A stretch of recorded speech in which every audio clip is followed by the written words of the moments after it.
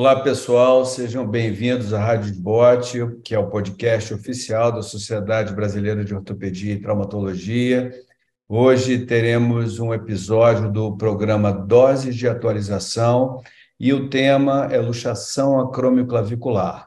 Eu sou Marcelo Campos, já milito na área da cirurgia do ombro e cotovelo há um pouco mais de 30 anos e eu fico bastante satisfeito de participar desse podcast, porque é uma área que eu tenho um interesse genuíno e tenho tratado com frequência pacientes com esse tipo de lesão.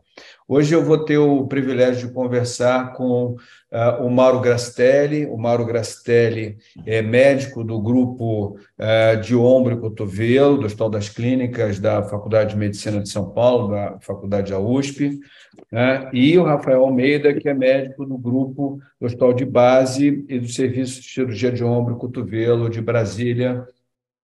Enfim, e começando a nossa conversa, eu quero fazer a gente, mais ou menos, eu pensei o que a gente podia discutir. Essa é uma afecção que aparentemente é simples e é extremamente frequente, no entanto, ela tem uma série de controvérsias e uma série de dúvidas, e eu pensei sobre isso e roteirizar algumas coisas que a gente considera importante. Eu queria ouvir a opinião tanto do Mauro quanto do Rafael nesse sentido. E eu comecei com a questão do próprio diagnóstico. Tá? Eu queria levantar essa bola para vocês em relação tanto ao diagnóstico clínico quanto ao diagnóstico por imagem. Eu queria começar, acho que pelo Rafael, em relação à questão do diagnóstico clínico. Qual é a tua percepção, Rafael? O que você acha que tem de novo? O que você acha que a gente tem que passar em relação ao diagnóstico clínico? Informações que dão predição para a gente de desfecho e até para tomada de decisão do que vai fazer, se vai operar ou se não vai operar esse tipo de lesão. Olá, Marcelo. Boa tarde. Obrigado pelo convite. Agradeço a todos, principalmente ao nosso grupo aqui que vai discutir esse tema tão importante e frequente no nosso dia a dia. Então, quando a gente fica à frente de um paciente com trauma no ombro, então um dos diagnósticos possíveis sempre tem a luxação acromioclavicular. O diagnóstico tem que ser feito com base na epidemiologia, que é uma lesão bastante frequente, aí 99% das lesões de cintura escapular consiste na luxação acromioclavicular, mais frequente em homem. E nessa entrevista sempre é importante ver também o mecanismo de trauma que acarretou, né? Geralmente tem o trauma direto, o trauma pela queda com o ombro direto, e o paciente ele sempre refere uma deformidade naquela região da acromioclavicular, uma dor específica nessa região, às vezes até com uma rotação, as rotações da cintura do ombro livres, mas uma dor mais durante a movimentação de elevação, abdução. Eu sempre acho importante aqui no serviço, quando a gente está com os residentes, fazer uma boa entrevista, e às vezes o paciente pode chegar acamado, né, trazido pelo serviço de emergência bombeiro ou pelo SAMU, a gente fazer uma avaliação com o paciente, se possível, sentado ou mesmo em pé, para a gente caracterizar mesmo as deformidades e as limitações desse paciente. Então, acho que uma boa entrevista clínica associada com a epidemiologia e um exame clínico com o paciente despido, a gente tem uma suspeita diagnóstica extremamente elevada, né? Maravilha, Rafael. Eu queria acrescentar, acho que o Rafael foi muito feliz nas colocações. Estar com o paciente despido é fundamental, não de forma infrequente. A gente vê abrasões na região póstero superior do ombro, que pode interferir com a decisão, o momento de eventual tratamento cirúrgico. E eu quero aproveitar o gancho do diagnóstico clínico, Mauro. Tem uma das pessoas, uma pessoa que estuda muito isso, a Mazoca. Aí o Mazoca colocou em alguns momentos, Mauro, a questão de... Vamos falar agora, basicamente, a gente está falando para ortopedistas, né? A gente sabe que tem uma classificação, depois eu vou querer até que vocês falem sobre isso, falando da classificação de Rockwood, que é a mais popular, que todo mundo conhece, não sei se é a melhor ou não, a gente pode até entrar nessa seara. Entrando no grau 3, que é o tema de Crossfire, o tema de discussão, Tá? O Mazoca fala muito sobre a questão do grau 3, na realidade, ser um espectro de lesões, que na realidade não é um tipo de lesão só, o grau 3, né? Que essa classificação seria insuficiente. Tá? E também há, no próprio grau 3, um espectro de pacientes com demandas diferentes, com morfologia, com variações antropométricas que vão determinar ou não a decisão. Eu queria que o Mauro falasse um pouco para a gente sobre essa questão do que é importante você verificar em relação à instabilidade no exame físico, a instabilidade no sentido vertical ou no horizontal, se isso muda a decisão, porque eu acho que isso é um conceito tão importante na minha prática, e eu queria saber a opinião de vocês sobre isso, e que isso fique cada vez mais divulgado, cada vez mais informadas sobre esse tipo de informação para a tomada de decisão. Mauro, por favor. Fala, Marcelo, eu agradeço em primeiro lugar o convite e a participação, eu agradeço a presença com o Rafael aqui. Então, é um tema, indo mais ao ponto aí, que é o grau 3, né, da LAC, é um espectro que eu sempre achei também muito, muito amplo, porque assim, a gente vai, pela classificação básica, é aquele entre 25% e 100%, né, de desvio em relação ao espaço córaco-clavicular. Você pode ou não estar com a clavícula totalmente luxada em relação ao acrômio, ou ter algum contatinho ali, né? Então, às vezes, a gente pega um grau 3 minor, que você vai estar lá perto dos 25, 30, esse cara não tem estabilidade nenhuma. Tá lá, você palpa horizontalmente, tem uma tecla pequenininha, verticalmente, você faz, eu sempre faço uma translação da clavícula para posterior, que essa instabilidade horizontal, que a gente está sempre habituado a falar, vamos medir a vertical, vamos trabalhar em cima da vertical, passou de 100 opera, abaixo de 100 não opera. Então é aquela coisa bem binária na teoria, mas que na prática não é bem assim. Então, a instabilidade vertical é uma coisa, que é o sinal da tecla. A horizontal é o que vem ganhando importância e que vem sendo discutida nas novas classificações. Então, quando a gente pega um tipo 3, que o paciente tem, além da tecla, uma posteriorização ou anteriorização grande da clavícula, e aí a gente pode ver, palpando, eu gosto de empurrar a escápula para frente, ou o que a gente pode fazer é a incidência do Basamania, que seria o quê? Você fazer é como um túnel, é um perfil da escápula como um túnel, igualzinho, só que você vai pedir para o cara aduzir. Então, no momento que ele aduz o ombro, pôs para dentro, o que normalmente ocorre nos casos 3 mais instáveis? Ele vai encavalar, a clavícula vai subir em cima do acrômio. Aí você vai olhar lá no raio-x, você vai ter a clavícula em cima do acrômio, isso significa o quê? Que é um 3 mais instável. Quer dizer que esse obrigatoriamente, eu vou pensar em cirurgia, depois a gente vai discutir nessa linha. Mas não obrigatoriamente, mas é aquele 3B que eles classificaram. Então, para quem quer ver artigo, gosta de ver, tem um artigo que é um consenso do Isacos, já tem alguns anos, né? Que o Mazoca é o grande estudioso dessa área, o cara que trabalha muito em cima. Então, que é o 3B, que seria aquele mais instável, não necessariamente você vai indicar a cirurgia nesse caso, pelo artigo, mas você vai acompanhar porque ele pode ter um pior prognóstico. Então, o conceito que eu acho que é legal ficar é o 3A mais estável, que seja clínico e ou radiográfico, e aí a gente já pode até usar a mão da ressonância para ter um pouco mais certeza nessa dúvida, e o 3B que é mais instável, se aproxima muito mais do 5. E aí já vou aproveitar o gancho aqui e falar assim, na minha decisão, igual numa instabilidade de ombro, eu considero outros fatores, né, entre indicar cirurgia ou não. E aí o que eu considero? Lado dominante, o cara faz esporte de arremesso, faz esporte de contato, tem tempo para tratar cirurgicamente e voltar para o esporte, porque demora, né, numa LAC. Então, esses conceitos, apesar de a gente não ter estudo nessa linha, eu gosto sempre de levar em consideração. Mauro, eu acho que você foi muito feliz aí nas suas observações. Na realidade, me pauto exatamente dessa forma. Aí talvez eu seja um pouco mais rígido e eu tenho, com todo respeito, alguma divergência em relação ao pensamento do Mazoca, que eles têm uma política de esperar para ver e fazer uma cirurgia tardia. Isso eu acho que tem, talvez, algumas coisas não tão muito claras, tem a ver com talvez autorizações para a realização de procedimentos. Eu acho que eles fazem muito mais reconstruções tardias do que nós.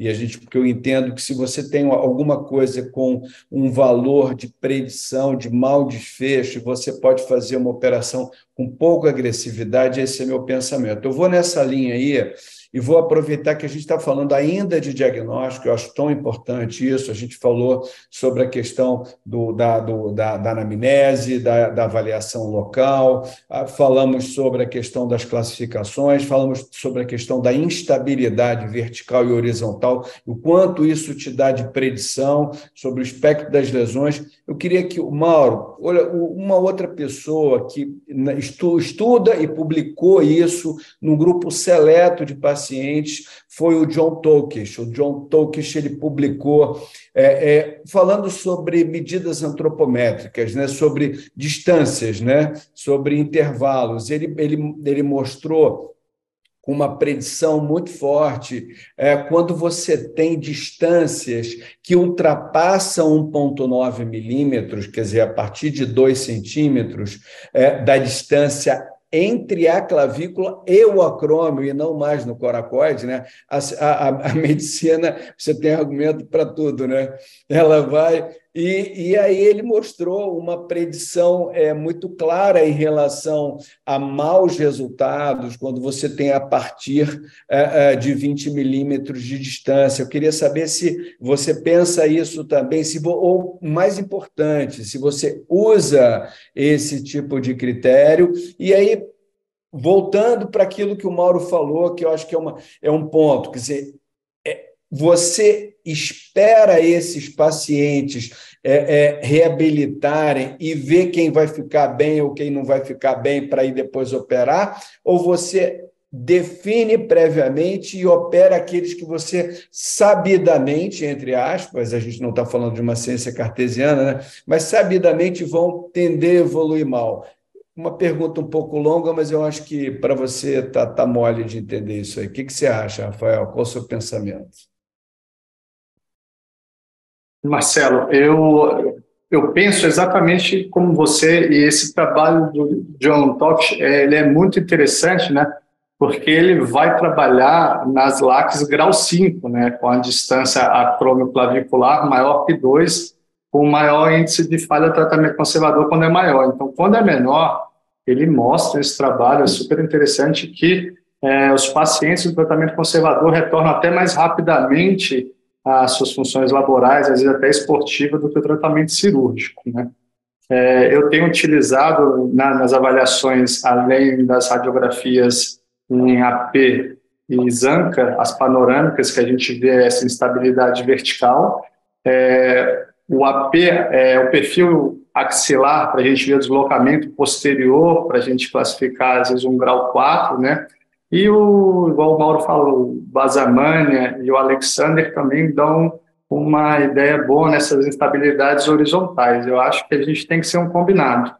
Sobre as dúvidas que a gente tem muito, que isso é uma pergunta frequente, se faz ou não faz a ressonância ela não vai ser obrigatória, mas ela pode agregar nas lesões secundárias, né? Quando a gente sabe que até 30% das LACs elas podem ter uma lesão associada a labral, uma lesão SLEP ou um manguito rotador.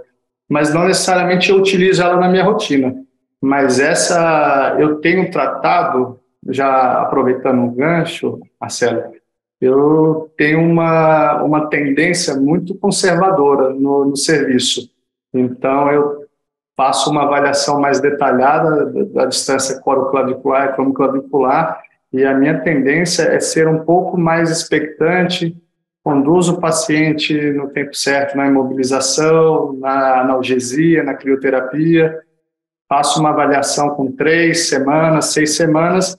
Eu acho que é um ponto adequado aí da gente definir se esse paciente já está instável apresentando dor com a repetição dos exames, se vai necessitar realmente de uma cirurgia ou se realmente a gente consegue fazer um tratamento conservador.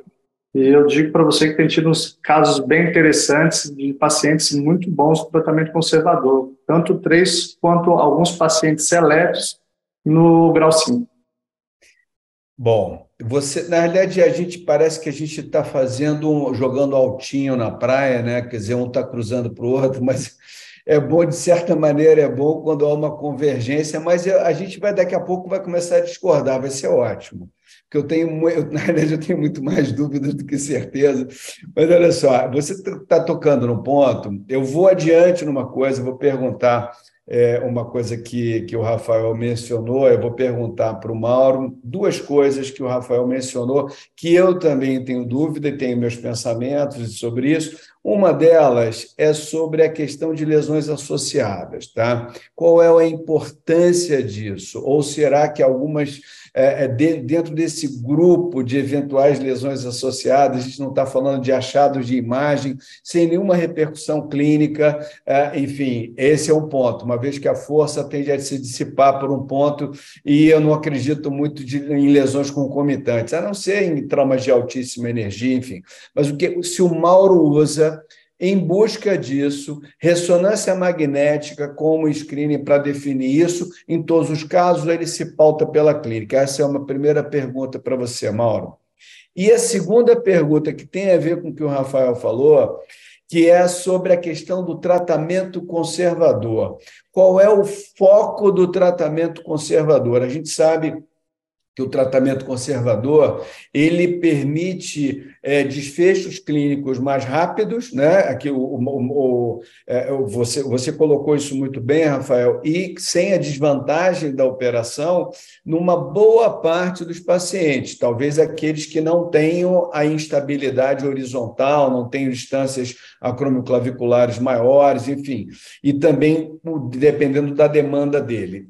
Como é que você pauta o tratamento conservador, tá? E aí, depois, tá? Eu vou fazer uma pergunta para vocês dois e para mim mesmo. Isso é a terceira pergunta, que é para nós 3.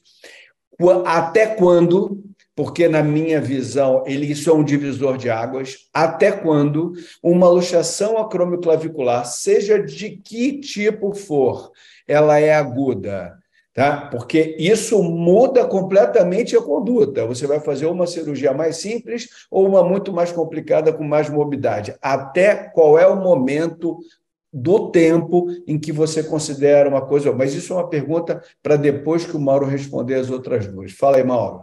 Vamos lá. Então, assim, ressonância, eu não uso de rotina. Eu acho que a taxa de você achar uma lesão importante associada à LAC é baixa. Agora, se o paciente tem uma clínica com a LAC junto de manguito, é um paciente de mais idade, tem alguma limitação que foge do padrão do exame físico da LAC, que assim, tem dor glenomeral mesmo, aí eu acho que é bacana. Eu, na prática, eu uso a ressonância para LAC quando eu estou na dúvida. Então, por exemplo, eu fiquei na dúvida se eu vou operar esse paciente ou não, e estou tendencioso a tratar conservador, faço uma ressonância para ter certeza que eu não estou deixando passar nada de lesão, seja lesão associada, que não é a minha preocupação maior, mas o quê? Gravidade da lesão ligamentar e lesão muscular, que para mim isso é pouco discutido, mas é importante a gente identificar o quanto que ele tem de lesão da face deltotrapezoidal. Clinicamente, isso às vezes você consegue, que é fazer o shrug test, né, o encolhimento aqui do húmero, você vê que consegue reduzir, você faz a adução, a clavícula num furo trapézio para trás, você palpa, tem ainda uma massa muscular residual, que ela, apesar de não entrar na classificação de Rockwood clássica, para mim tem uma certa importância. Um cara que tem músculo ali residual, a chance dele ter... isso é nível de evidência 5, não é 1, mas a chance dele ter uma complicação com o conservador, na minha visão, é menor. E eu não estou deixando passar uma lesão tipo 5, que é aquela que às vezes o raio-x não está muito claro, mas que subiu demais e é muito mais instável. Então, respondendo na dúvida, quando eu estou propenso a levar no conservador, quanto à ressonância. E como levar o conservador, Marcelo, eu já levei de várias formas e a gente não tem também literatura para isso. Hoje, como eu levo? É um tipo 3, a maioria eu levo no conservador, principalmente os 3 mais para o lado do A. O 3 para o lado do B, que seria o mais instável. Atleta, lado dominante, principalmente esporte que ele tem arremesso, e aí tênis para mim faz uma importância grande, porque tem esportes que você faça muita adução no follow-through, tem uma importância que a clavícula ali impactando no acrômio gera incômodo. Então, nesses casos, 3B, lado dominante e esportes, principalmente arremesso, paciente mais jovem, eu vou mais para o cirúrgico. Então, respondendo nessa linha. E quando eu opto pelo conservador, eu particularmente deixo 3 semanas de tipóia, gosto de deixar a tipóia mais apertadinha, e libero mobilidade de cotovelo, libero rotação externa já nos primeiros dias. Para mim, agudo, para operar, em que eu não vou usar nada biológico, é 1 semana. Passou, você vai ver artigos, são 3 semanas, outro fala 14 dias. Para mim é o seguinte, consegui operar na primeira semana, eu me dou a opção de não usar algo biológico como reconstrução ligamentar. Passou disso, eu já penso em associar pelo menos algum ligamento mais frágil, que seria o coracoacromial, para me dar um pouco mais de biologia. Maravilha. Rafael, eu queria ouvir tua opinião sobre exatamente essa questão de quando é aguda, quando ela é crônica, porque eu tenho algumas considerações também sobre esse assunto que eu acho que é muito importante. O que você acha, Rafael? Esse tempo, na minha opinião, também é super importante, igual o Mauro falou, a literatura traz tempos distintos, mas recente surgiu o consenso europeu, que eu sigo na linha deles. Até 3 semanas considero como agudo, a partir de 6 semanas é considerado crônico, e ali naquele meio de 3 para 6, a gente considera subagudo. Então, até 3 semanas, sim, considero agudo, posso fazer uma intervenção, igual o Mauro mesmo citou. A partir de 3 semanas, eu acho que das N possibilidades que a gente tem de tratamento cirúrgico, a gente sempre acaba fazendo uma combinação, né? Então, assim, para mim o deadline sempre é 3 semanas. Bom, eu estava ansioso para a gente começar a discordar, mas eu acho ótimo, né? Olha aqui. Sempre bom. Sempre bom. Então, exatamente essa questão das 3 semanas, isso converge com uma informação que nós colhemos, a gente lá da Universidade do Estado do Rio de Janeiro, não é? A gente fez uma pesquisa com os ortopedistas que militam na cirurgia, um survey, né, com vários questionamentos em relação ao diagnóstico, a forma de tratamento das luxações acromioclaviculares. Isso foi, talvez vocês tenham respondido a esse questionário, a gente mandou para todo mundo e a gente teve quase 300 respostas. E o que a gente tem de informação sobre o médico brasileiro da Sociedade Brasileira de Cirurgia do Ombro é que 67%, eu fiz essa anotação aqui para não esquecer, considera que essa lesão, exatamente da mesma forma que o Rafael, que essa lesão ainda permanece com uma lesão aguda, com um conceito de lesão aguda. Isso, na minha visão, isso implica uma visão biológica de como tratar essa lesão. Ela permanece até a 3ª semana. Quer dizer, 67% dos ortopedistas que responderam o questionário, foram quase 300, eles consideram isso que é exatamente o consenso europeu. E aí na realidade, eu vou trazer uma questão para vocês, tá? Eu entendo que o tratamento dessas lesões ele pode ser feito na fase aguda, tá? E ele pode ser feito na fase crônica ou subaguda, e há uma diferença muito grande. Essas lesões sempre vão cicatrizar. O Mauro chamou a atenção para a questão do grau de acometimento, do grau da lesão da face deltotrapezoidal, que eu acho que é fundamental isso. e cada vez a gente endereça mais no tratamento. Eu entendo que qualquer dispositivo que você use, e aí isso é informação para quem está ouvindo o nosso podcast, existem mais de 120 técnicas ou coisa parecida para tratar esse tipo de lesão, ou seja, uma lesão que você tem mais de uma centena de técnicas, certamente a gente não tem ainda a resposta adequada, né? E a outra coisa é que o grande problema do tratamento desse tipo de lesão é, considerando qualquer técnica, a perda da redução, seja a perda total ou a perda parcial da redução. Esse é o grande problema. Então, assim, qual é a minha compreensão sobre isso? Eu quero trazer isso para discutir com vocês. Que qualquer técnica que seja, vocês são um pouquinho mais novos que eu, um pouquinho, 10 anos, sei lá, ou mais.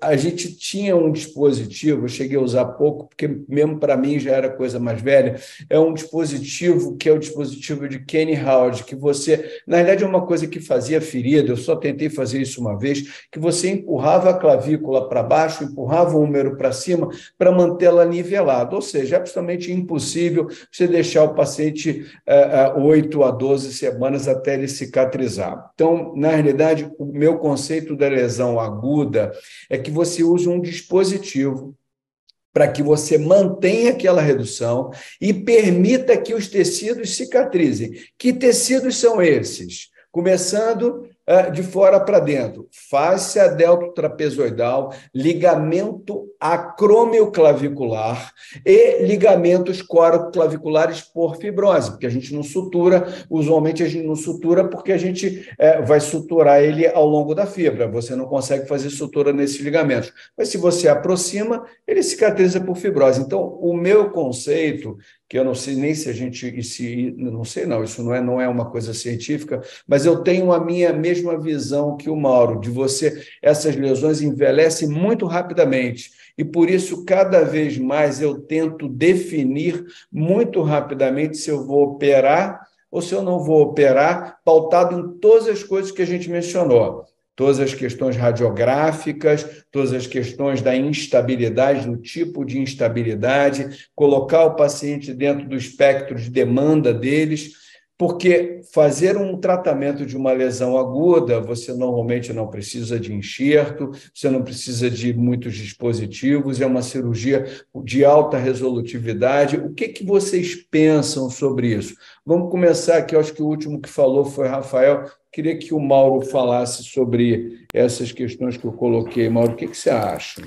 Então, Marcelo, quando a gente pega esse cutout aí de 3 semanas, ele é totalmente teórico, né? Porque você não tem estudo biológico, biomecânico, é baseado em estudos bem antigos, assim.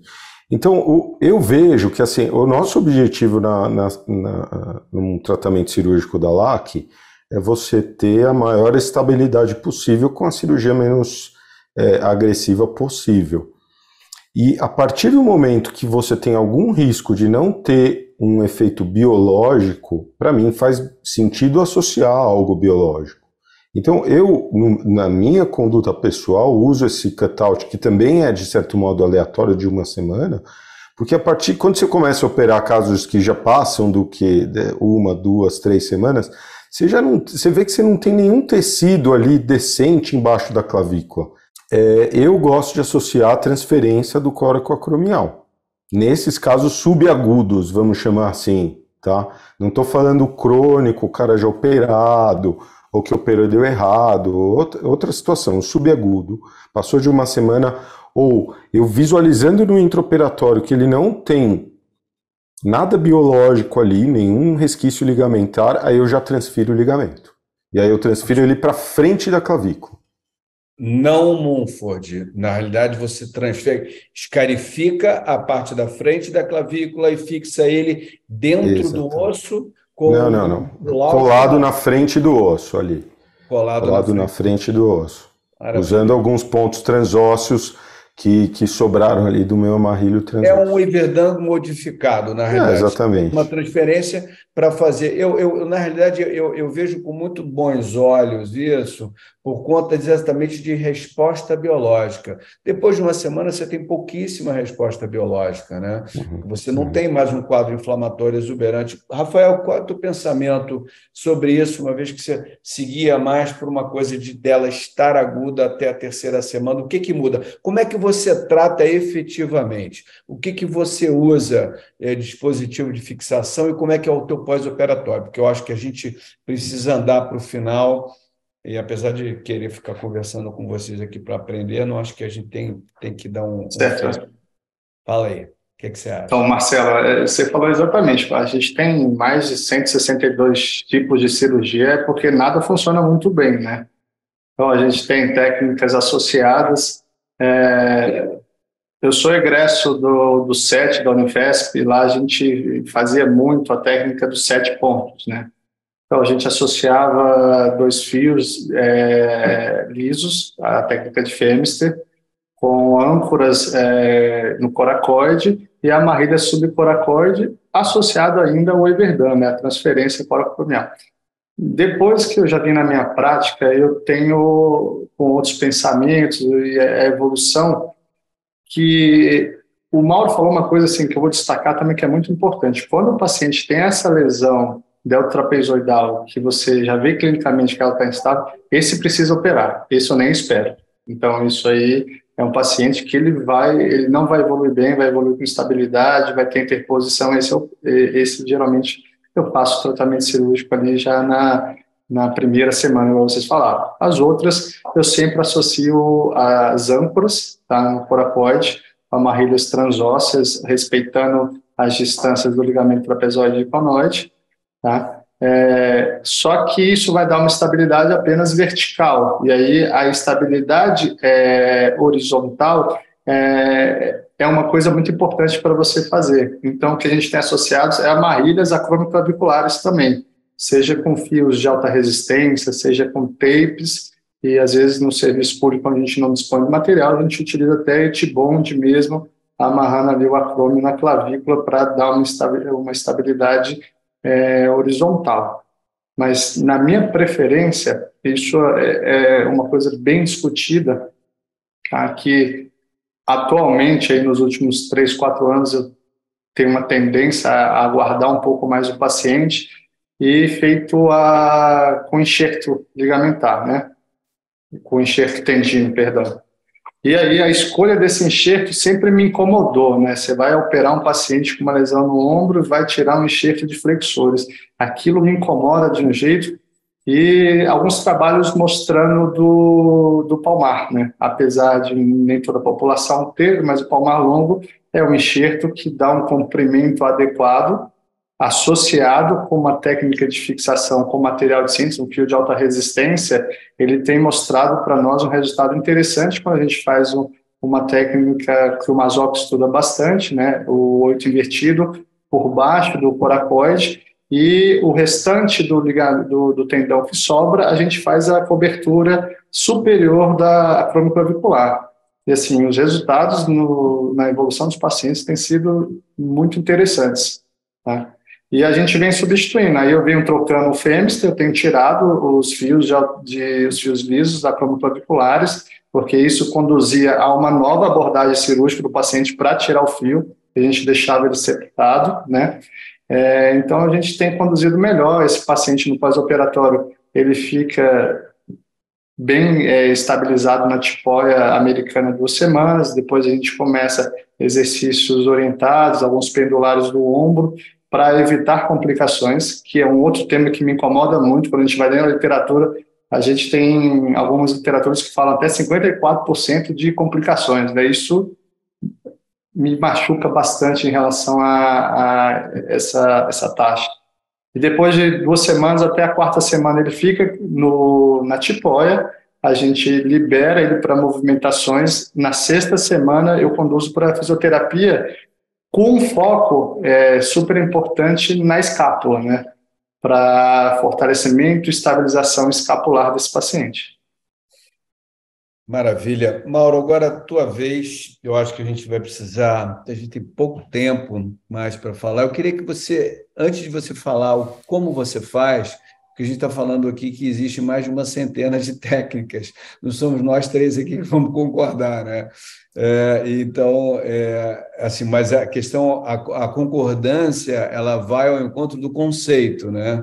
E não a maneira como executa, como fixa. Eu queria que você falasse, antes de você falar sobre o que você faz, o que que você pensa do tratamento artroscópico, as vantagens e as eventuais dificuldades para a execução e os problemas para tratar esse tipo de lesão, a luxação acromioclavicular com artroscopia. Eu vou ser direto aqui numa coisa. Você acha que alguém que ganhou um martelo está à procura de um prego, ou você acha que realmente há um espaço e que faz sentido? Então, qual é o seu pensamento sobre isso? E depois você fala para a gente o que você faz. Marcelo, eu gosto muito de novidade, eu gosto de estudar coisa diferente. Você sabe que eu não tenho preconceito. E o tratamento artroscópico da LAC foi um que eu passei por ele, testei, fiz, estudei e desisti. Então, assim, resume bem a minha visão. Hoje eu não vejo um espaço baseado na minha comparação subjetiva com o que eu faço de técnica. Eu não vejo espaço, eu acho que eu não consigo tratar tudo que eu preciso com artroscopia. Apesar de muitas vezes até dar aula disso, ensinar o pessoal que tem interesse a fazer, eu particularmente não tenho nenhum espaço no meu arsenal de tratamento, não consigo ver vantagem, a não ser para o cirurgião, porque a cirurgia é muito mais rápida e tecnicamente mais tranquila. Mas óbvio que vai ter gente aí que vai defender e vai mostrar estudo bom, concordo, não tenho nada também, muita coisa contra, mas para o meu espaço não vejo grande vantagem não, Marcelo. Tá, e aí o que você faz na realidade numa lesão aguda? Mauro, você definiu tudo lá, é um 3 com estabilidade horizontal, o cara joga golfe, ele faz assim, a clavícula vai lá para trás, a escápula está rodada, o cara é magrinho, você vai operar, opera em 4 dias você já está operando. Qual é teu método de escolha? Eu tenho uma relação de amor e ódio com a minha técnica de luxação acromioclavicular. Porque é o seguinte, o meu lado do ódio é porque ela é extremamente trabalhosa, o que eu faço. E o lado do amor é porque a gente tem os resultados muito bons. Minha taxa de perda com o que a gente tem feito é muito baixa. Eu faço muito parecido com o que o Rafael falou. Resumindo, assim, para a gente não passar muito tempo. Amarrilho subcoracoide, com tapes de preferência, se não tiver vai fio grosso, tipo 5. Eu uso em geral 4 fios subcoracoides. Tapes, hoje tem uns tapes mais fininhos, assim, que são melhores, são bacanas para isso. E aí eu acho que é o fundamental, que mudou 100% do que eu fazia em termos de resultado. Amarrilho acromioclavicular. Com ponto transósseo. Então faço 2 furos no acrômio, dá um trabalhão de passar ali por dentro, por baixo, para não pegar manguito. Mas faço ponto em linha, não faço U, faço ponto paralelo mesmo. E aí dou nó, Marcelo, primeiro na acromioclavicular. Eu tento sempre que possível achar o ligamento acromioclavicular. Ele vai estar solto da clavícula, né, 99% das vezes. Identifico ele, separo ele do deltoide, mantenho ele no lugar. Eu faço então, Marcelo, 2 furos no acrômio e 4 furos na clavícula. Então, aí o que eu vou fazer? Passar os fios acromioclaviculares e dar nó primeiro neles, artroscópico. E aí eu vou manter com isso o nozinho artroscópico, para quem não está habituado, é aquele nó deslizante, que a gente puxa e dá uma tensão bem legal. Então eu mantenho ele extremamente reduzido no sentido horizontal. Então ele fica retinho e não fica anteriorizado na clavícula, que é uma coisa bem comum das técnicas artroscópicas que me incomodam. Você muitas vezes joga a clavícula lá para frente, ela fica hiperreduzida. Então a gente reduz primeiro a acromioclavicular, amarro ali, depois eu faço o subcoracoide, o estresse todo vai ficar nos pontos da acromioclavicular e não do subcoracoide. Amarro ali o subcoracoide, tudo com tape, se possível, se disponível. E aí também acho que é uma coisa que faz muita diferença. Eu faço um jaquetão do deltoide com o trapézio. põe o deltoide embaixo, o trapézio em cima, usando pelo menos 2 desses pontos transósseos da clavícula, em U. Então ele fica bem fechado, fica um jaquetão literalmente. E por isso que eu não faço mais artroscopia, porque eu não consigo amarrar cromoclavicular, já tentei estudar de tudo para fazer, é muito complicado, aí tem que pôr âncora no acrômio, depois tem risco de ter dor, não me agrada. E o jaquetão eu não consigo fazer pela artroscopia, e eu acho que ele faz muita diferença na estabilidade dinâmica ali do ombro, é isso. E aí faço o pós-operatório tradicional, um mês de tipóia, mas libero já... Eu não gosto do pendular, eu gosto de liberar a rotação externa, flexão na mesa, tudo que não tenha carga para jogar o peso do braço para baixo. Um mês de tipóia, depois fiz aos costumes, e é um pós-operatório doloroso no começo, mas depois das primeiras 2 semanas ele é bem tranquilo, assim, não costuma dar muito trabalho. Maravilha. Eu acho que, na realidade, a gente tem realmente muito pouco tempo. Eu tenho exatamente os mesmos conceitos que vocês dois, quer dizer, estabilizar o máximo possível a sutura deltotrapezoidal. Eu já faço isso há alguns anos, com sutura com pontos transósseos, a sutura do ligamento acromioclavicular, diferente de você, eu faço depois, porque eu acho que eu uso normalmente o dispositivo da Arthrex, o tie rope aberto, com uma incisão centrada na clavícula, olhando o coracoide de cima, você coloca um roma pequeno, um de cada lado, e você entra com furo no meio. Eu discordo do que você falou sobre que é bom para o cirurgião a cirurgia artroscópica. Eu acho que não é bom. Eu acho que a cirurgia artroscópica para essa lesão, ela é extremamente complicada, ela é mais cara, ela é mais demorada, e acertar o coracoide não é uma tarefa tão fácil. Então, sim, eu acho que isso que você faz muito mais sentido, que também vai ao encontro do que o Rafael faz e do que eu faço também. Eu acho que cada vez as pessoas estão pensando mais nisso. Essa não é uma lesão tão simples, eu acho que a gente precisa abordar ela. Como você vai fixar? Eu acho que tem várias discussões. Cada vez menos a gente usa técnicas de transfixação da articulação acromioclavicular por conta de condrólise, por conta de risco de infecção, de falha, de soltar e também de ter que tirar de novo. O Rafael chamou muito bem a atenção sobre isso. Então, eu acho que é um conjunto de coisas. Com relação ao pós-operatório, tenho exatamente a mesma visão. Pós-operatório conservador, eu não vejo capsulite adesiva, restrição de movimento, tá? Deixa a pessoa quietinha, faz só isso aqui, digita, braço abaixo de 60 graus, e aos 2 meses, quase que invariavelmente, a maioria dos pacientes já está levantando o braço para cima, com muito pouco tempo de reabilitação. Eu acho que a gente chega ao fim, eu estava pensando em fazer nossa conversa em 20 minutos, mas esse assunto parece bobo, mas esse é um assunto palpitante. Na realidade, a gente poderia até ficar conversando mais aqui, mas eu acho que... A gente termina a gravação e fica batendo mais um papo aqui. Pois é. Então, assim, eu queria agradecer ao Rafael, muito obrigado, Rafael, um prazer estar aqui com você. Agradecer ao Mauro, muito obrigado, Mauro, um prazer estar aqui com você. E vocês acabaram de ouvir mais um episódio da Rádio Sbot, o podcast oficial da Sociedade Brasileira de Ortopedia e Traumatologia. Para vocês saberem, todas as edições estão disponíveis no site www.sbot.org.br e também nas principais plataformas de streaming.